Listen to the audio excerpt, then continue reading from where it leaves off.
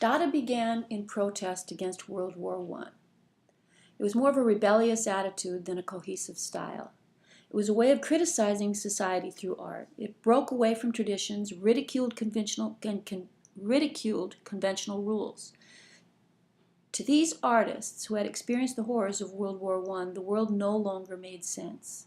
Nonsense made sense. They used cheap, uncollectible materials. Humor and irreverence were the primary qualities of this movement. The Dadaists rejected most moral, social, political, and aesthetic values. This first slide is by Marcel Duchamp, who was probably the most radical of the Dadaists. He brought ready-mades or mass-produced common objects, found and rectified, into the gallery. This forced the viewer to see these objects in a new light, free from good or bad taste, qualities shaped by an aesthetically bankrupt society. In this work from 1919, he bought a postcard of the Mona Lisa and drew a mustache and beard and titled it LHOOQ, which when translated from the French means she has a hot tail. This is a purposeful slap at the traditional standards of beauty of this time. This artwork by the American artist Man Ray is entitled The Gift and was made in 1921. By altering an actual iron, he transformed it into a useless and dangerous object which contradicts the purpose of the object. The Fur-lined Teacup by Merritt Oppenheim is a humorous twist on a functional object as well, the material changing the meaning of the object and making it dysfunctional.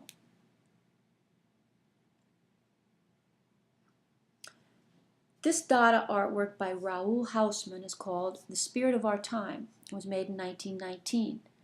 Hausmann poses the question, have the artifacts of our mass production turned us into hollow-headed robots who simply receive and transmit information and are unable to think for ourselves?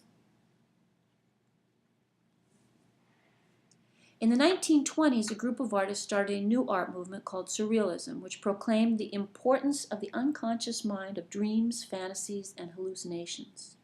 This image is by Max Ernst and is titled Two Children Are Threatened by a Nightingale, and shows a contradiction of title and picture. It's not the bird that is a threat to the children, but the ominous man on the roof of the little house. Ernst is combining painted images with the found objects of the butter knife and the little gate to create even more of a visual paradox, or a visual contradiction. Salvador Dali is probably the most famous of the surrealists. He and Magritte are considered naturalistic surrealists. They used recognizable images in conventional pictorial space, but made them into a dreamlike reality with visual paradox, a recreation of his nightmares. In this image, the persistence of memory, mechanical time, wilts in a deserted landscape of infinite space. The warped head-like image in the foreground may be the last remnants of a vanished humanity. If you look closer, you can see the nose of Dali and eyelashes. He calls this a self-portrait. The following 5 paintings are by the surrealist painter René Magritte. Magritte developed key strategies and techniques to defamiliarize the familiar, to make everyday objects shriek aloud. Along with his fellow surrealists, Magritte sought to overthrow what he saw as the oppressive rationalism of bourgeois society.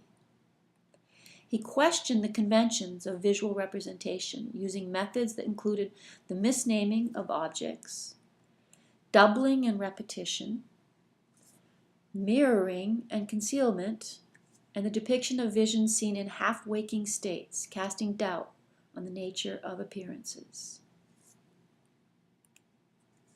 The artist Miro was one of the biomorphic surrealists, working in a more abstract style. This work provides suggestive elements that give wide play to the viewer's imagination and emphasize color and design rather than storytelling content.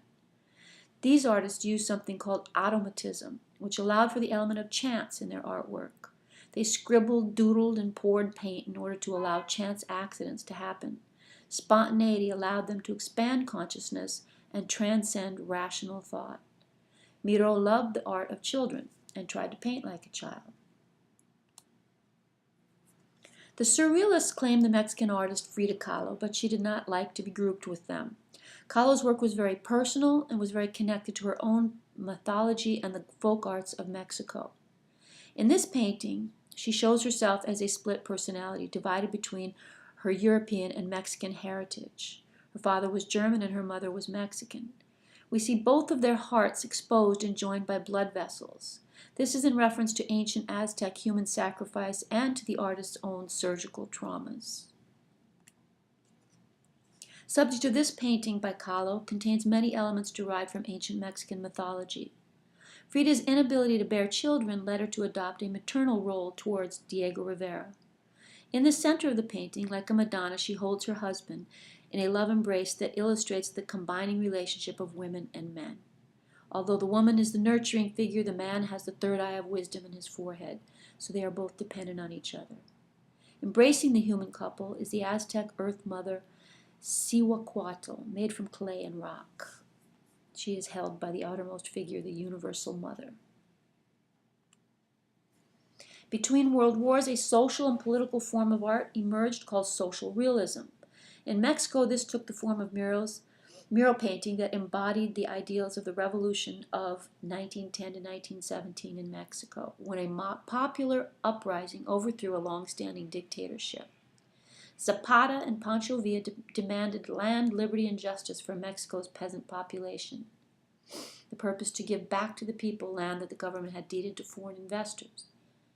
The Mexican government paid the artists to make paintings on public buildings that told the history of Mexico. This painting is by Diego Rivera, the husband of Frida Kahlo, and is titled The Liberation of the Peon. We see the landlord's house burning in the background and the revolutionary soldiers untying the peon who has been whipped. This painting by Diego Rivera is called Man, Controller of the Universe, and was first commissioned for the Rockefeller Center in the U.S. But when Rivera included a portrait of the communist leader Lenin, Rockefeller requested that he remove it. Diego refused, and the mural was destroyed, and later recreated in Mexico. In the center, we see a workman depicted controlling machinery. From the central figure, 4 propeller-like shapes stretched to the corner of the composition, depicting arcs of light created by giant lenses anchoring the left and the right edges of the space. Within these, cosmological and biological forces, such as exploding suns and cell forms, were depicted. These represented the discoveries made possible by the telescope and the microscope. Between and beyond the arcs were scenes of modern social life. Wealthy society women are seen playing cards and smoking on the left. Opposite on the right, Lenin is seen holding hands with a multiracial group of workers. Soldiers and war machinery occupied the top left above the society women, and a Russian May Day rally with red flags was seen at the right above Lenin. For Rivera, this represented contrasting social visions: the debauched rich, watched by the unemployed, while war rages, and the socialist utopia ushered in by Lenin. The gigantic classical statues depict an angry Jupiter whose raised hand holds a thunderbolt, and the one on the right is a headless seated Caesar. For Rivera, these represented the replacement of superstition by scientific mastery over nature, and the overthrow of authoritarian rule by liberated workers. In ancient Mexico, by Diego Rivera as well, we see his influence of the frescoes of the Italian Renaissance and also pre-Columbian wall paintings of ancient Mexican culture. Orozco was another of the Mexican muralists who was even more radical in his political beliefs. In his painting Christ Destroying His Own Cross, we see a subject that challenges the very core of Christian religion. Formally, we see an influence of both Cubism and German Expressionism. Protest against fascism and dictatorship in Europe was the focus of many artists during this time between the world wars. In this painting by Picasso, the Guernica, Picasso is responding to the bombing that happened in the Spanish Civil War in 1937. Nazis bombed the town of Guernica at market time, killing 1,000 of its citizens and destroying the entire village, which was the first incidence of saturation bombing in the history of warfare. More than 25 feet long, the Guernica is painted in somber blues, blacks, and grays. Picasso uses surrealist dream imagery with Cubism's intellectual structuring of form, with the emotional intensity of earlier forms of Expressionism. It's a visceral outcry of grief. The bull represents Spain, heroism, tragedy, and the Minotaur, the bull man who stood for the irrational forces of the human psyche. The horse represents the fate of the dreamer's creativity.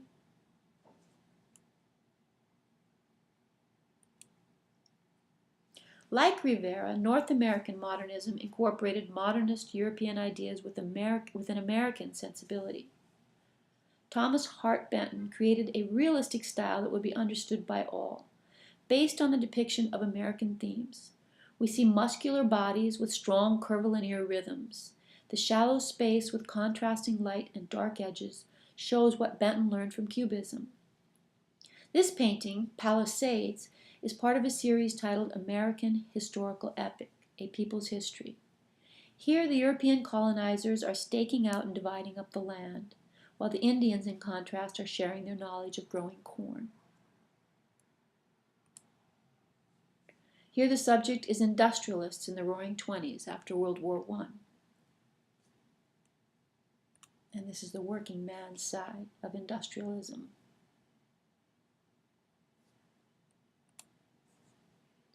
In the 1930s, the spread of the Depression helped motivate artists in America to search for both a national and personal identity.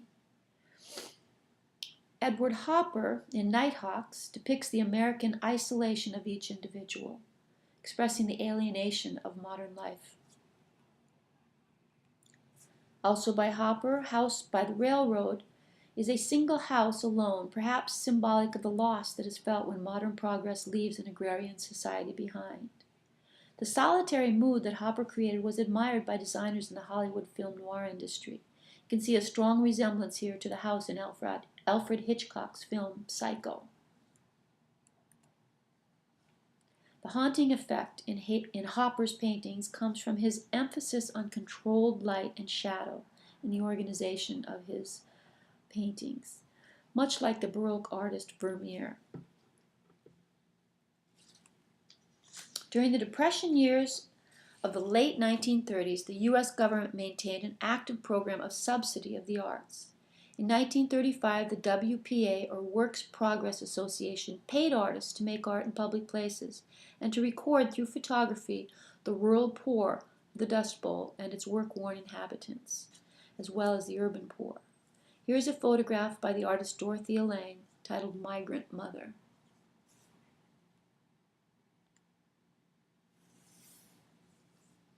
In Jacob Lawrence's Migration series, in the 1940s, he explores the exodus of black labor from the southern U.S.